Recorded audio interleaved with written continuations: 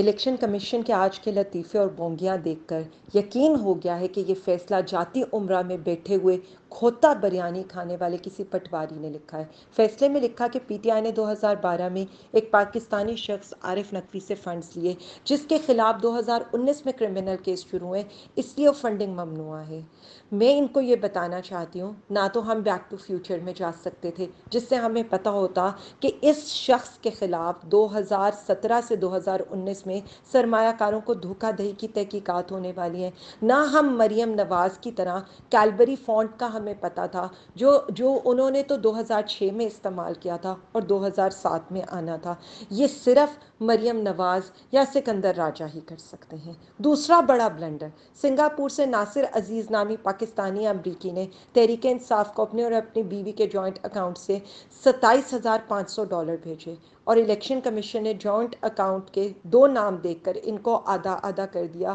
اور بیوی بھی کون؟ بیوی جو اس وقت رومیتا شیٹھی، جو بھارتی ہیں بھی نہیں، ان کو بھارتی قرار دے کے پورے واٹس ایپ صحافیوں کو یہ کہہ دیا کہ پی ٹی آئی نے بھارتیوں سے فورن فنڈنگ لی ہے۔ تو جاہلو، میں آپ کو یہ بتا دوں کہ آپ کا اگر فیصلہ قبول کر لیا جائے، اس کا مطلب ہے کہ شعیب ملک پاکستان تحریک انصاف کو ڈونیشن نہیں دے سکتا کیونکہ ان کی بیگم صاحبہ ایک بھارتی ہیں۔ ویسے تو رومیتا سیٹھی بھارتی ہیں نہیں، امریکی نیشنل ہیں اور ان کا شوہر پاکستانی ہے، یعنی اب پاکستانیوں کی دی ہوئی فنڈنگ بھی ممنوع ہو گئی ہے۔ یا الیکشن کمیشن ایک نیا قانون چاہتا ہے کہ کسی اوورسیز پاکستانی کو غیر ملکی شہریت رکھنے والی کسی بھی خاتون سے نہ شادی کی اجازت ہے، نہ جوائنٹ اکاؤنٹ رکھنے کی اجازت ہے، یا ان کی جو تخلیقی سوچ ہے جو 8 سال سے یہ جو اس فیصلے پر کر رہے تھے، اس کے میں انہوں نے یہ نتیجہ اخذ کیا ہے کہ جوائنٹ اکاؤنٹ کی بنیاد پر بیوی سے پوچھے بغیر ڈونیشن کی رقم بیوی کے کھاتے میں ڈال دی جائے گی۔ اس کے بعد آ جائیں جو 40,000 کھاتوں میں سے انہوں نے 50-100 کوئی غیر ملکی اور کوئی غیر ملکی کمپنیز نکالے ہیں، ذرا ان کی بھی اصلیت دیکھ لیں۔ چلیں جی، سب چھوڑیں، انہوں نے 16,000 سے 20,000 کی ممنوعہ فنڈنگ نکالی ہے، یعنی اگر اس وقت ڈالر کا ریٹ 100 روپیہ تھا تو یہ تقریباً کوئی 20 سے 40 لاکھ تک کا بنتا ہے، یعنی اس سے زیادہ خرچہ تو آج کل ایک ایم این اے کی الیکشن کیمپین پر آ جاتا ہے، اس سے زیادہ خرچہ تو کسی بھی میڈیا گروپ کے اینکر کی تنخواہ کا ہوتا ہے۔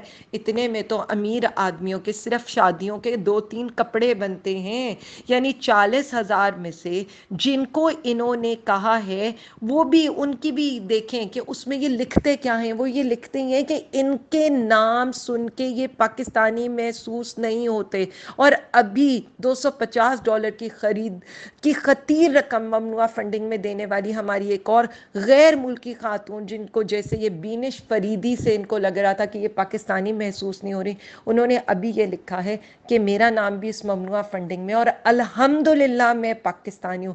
اسی طرح کے اور نام: آفتاب کامیانہ، توصیف بٹ، سمیہ چودھری، سمیہ رشی، مظہر رشی، صرف اس بات کے اوپر کہ الیکشن کمیشن کو یہ لوگ پاکستانی نہیں محسوس ہو رہے۔ مطلب یہ اس سے بڑھ کے بونگی کیا ہو سکتی ہے؟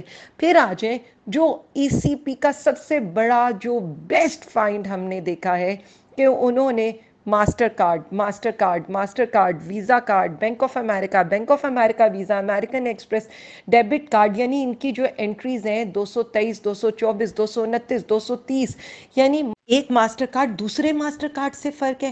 میں تو حیران ہوں کہ یہودی کارڈ بینکوں اور ایکسچینج سے پاکستانی ڈالرز نہیں بھیجنے چاہیے تھے پی ٹی آئی کے اکاؤنٹ میں۔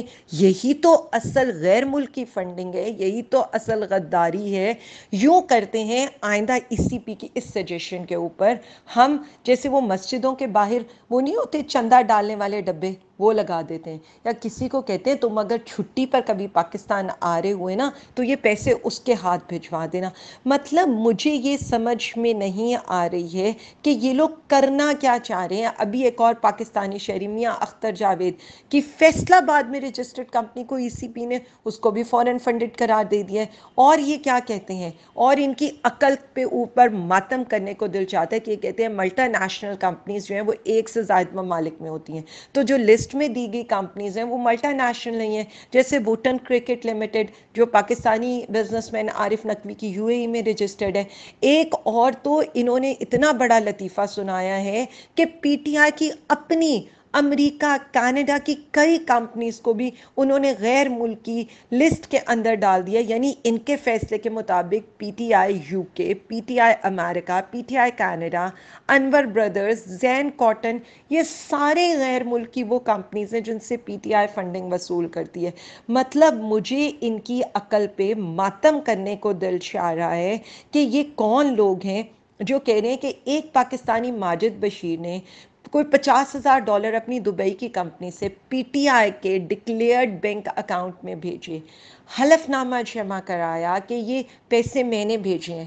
لیکن یہاں یا حاجی صاحب کیا کہہ رہے ہیں؟ وہ کہہ رہے ہیں یہ تو دبئی کے قوانین کی خلاف ورزی ہے، اس لیے یہ بھی فورن فنڈنگ ہے. عارف نقوی نے دبئی کے قوانین کی خلاف ورزی کی ہے، سو یہ بھی فورن فنڈنگ ہے. مطلب جو کون سے یہ انمول رتن ای سی پی میں بھرتی ہیں جو دبئی کے قوانین کی خلاف ورزیوں پر بھی پاکستانی جماعت کو، پی ٹی آئی کو چارج شیٹ کر رہے ہیں؟ سمجھ ہی نہیں آتی ہے. ان کے لحاظ سے خیبر بینک میں ایک اکاؤنٹ کی تفصیل جو خیبر بینک ہے، جس میں سے کوئی 665 روپیز نکلوا کر ہم نے وہاں پر کوئی 3500 روپے جمع کروانے گئے ہیں. سو ان کے لحاظ سے مطلب ایزی لوڈ سے بھی زیادہ ہم یہاں پر ممنوعہ فنڈنگ کر رہے ہیں. میں تو صرف اتنا کہوں گی کہ یہ لوگ مطلب یہ لوگ اتنے نااہل ہیں، اتنا ان کی جو مینٹل اپروچ ہے از سو لو. اور اب یہ جو اس فیصلے کے جو نقائص ہیں، انہوں نے اوورسیز پاکستانیوں کو غیر ملکی قرار دیا ہے، ان کے جوائنٹ اکاؤنٹس کو غیر ملکی اکاؤنٹ کا ہے. پی ٹی آئی کی دوسرے ملکوں کے اندر جو چیریٹی آرگنائزیشن ہے ان کو غیر ملکی کمپنی کا ہے. ملٹیپل نیشنل کمپنیز اور ون مین کمپنیز میں ان کو فرق نہیں پتا. تو میں تو صرف اتنا کہوں گی کہ 8 سال آپ یہی سارا کچھ کرتے رہے. یعنی 8 سال تک آپ نے پی ٹی آئی کے خلاف جھوٹا پروپیگنڈا کیا. کون معافی مانگے گا اس کے اوپر؟ کون یہ کہے گا کہ پی ٹی آئی کا یعنی بینکنگ چینل سے پارٹی فنڈنگ کرنے والے کٹہرے میں کھڑے ہیں، ہنڈی ٹیٹیز منی لانڈرنگ کرنے والے اقتدار میں بیٹھے ہیں؟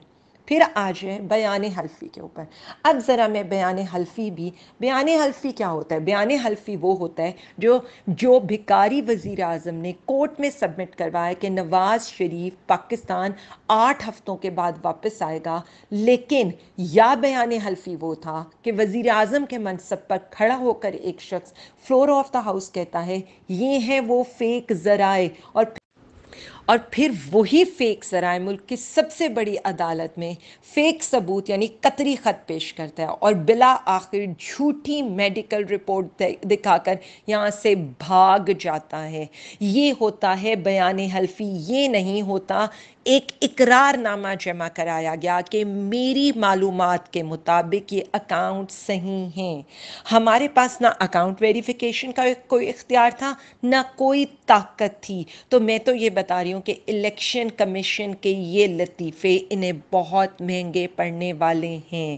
اور اس کے علاوہ صرف اتنا بتا دوں، پی ٹی آئی تو سرخرو ہو گئی ہے، اب باقی جماعتوں کا کیا بنے گا؟ تیرا کیا ہوگا کالیا؟